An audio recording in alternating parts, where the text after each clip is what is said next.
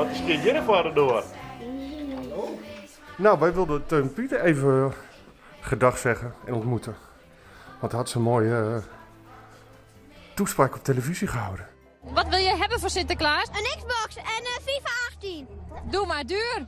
Ja, dat is misschien wel 350 euro. Misschien krijg je het dan wel niet. Nee, ik denk het niet. Dus ik vond het zelf ook wel een beetje een groot cadeau, hè? Ja. Maar ik heb een verrassing voor jou. Gaan we eens kijken. Geef de Sint maar een high five voor deze hele operatie.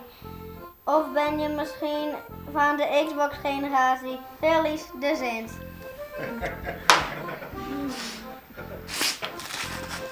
Nou, vertel eens, wat ga je gekregen? Een Xbox.